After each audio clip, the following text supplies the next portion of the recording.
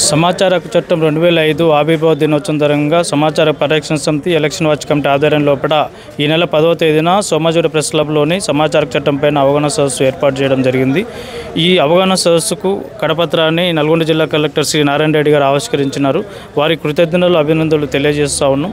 సమాచార హక్కు చట్టం 19 సంవత్సరాలు పూర్తి చేసుకొని 20 సంవత్సరాలు అడుగుపెడుతున్న శుభ సందర్భంలో మరి గ్రామీణ స్థాయి నుంచి జాతీయ స్థాయి వరకు సమాచార పరిరక్షణ సమితి 2009లో ప్రారంభించుకొని అన్ని కమిటీలు ఏర్పాటు చేసుకొని గ్రామీణ స్థాయిని జాతీయ స్థాయిలో వరకు అవగాహన సదస్సులు ఏర్పాటు చేయడం జరిగింది.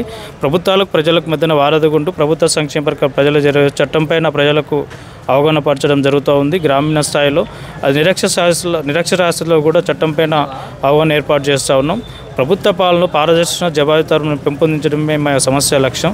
ప్రజాస్వామ్యాన్ని బలోపేతం కోసం ఈ సమాచార పరిరక్షణ సమితి పనిచేస్తూ ఉంది. దీనికి ముఖ్యంగా మంత్రివర్యులు, రోడ్లు, భవనాలు, సినిమాల శాఖ మంత్రి కోమటిరెడ్డి వెంకటరెడ్డి గారు, పార్లమెంట్ సభ్యులు రవిరెడ్డి గారు, శాసనమండలి సభ్యులు ప్రొఫెసర్ కోదండరామ్ గారు, ప్రొఫెసర్ హరగోపాల్ గారు, శాసన సభ్యులు వాకటి శ్రీహరి ముదిరాజు గారు, పలువురు కార్పొరేషన్ చైర్మన్లు, అదేవిధంగా ప్రజాసంఘవాదులు, అదేవిధంగా జలసాన మరి ముఖ్యంగా మాకు ఎన్నుంటి ప్రతి కార్యక్రమానికి సహకారాలు అందిస్తూ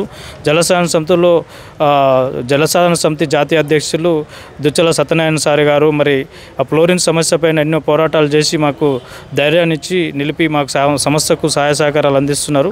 వారికి కూడా కృతజ్ఞతలు అభినందనలు తెలియజేస్తున్నాను. ఎందుకంటే సారు యొక్క దీవెనలతోనే ఈరోజు ఈ గ్రామీణ స్థాయి నుంచి జాతీయ స్థాయి వరకు కూడా ఏర్పాటు చేసుకోవడం జరిగింది. కాబట్టి సార్ కూడా అభినందనలు ఇస్తున్నాం. ఈ ప్రజలు ప్రజాస్వామికవాదులు అందరూ హాజరై విజయవంతం చేయాలని కోరుతాం. జై హింద్, జై తెలంగాణ. క్యూ న్యూస్ ఛానల్లో పనిచేయటకు అనుభవం గల సీనియర్ వీడియో ఎడిటర్స్ కావాలను సంప్రదించవలసిన నెంబర్ 8688926084. qnewsads@gmail.com ను సంప్రదించండి. లైక్ చేయండి,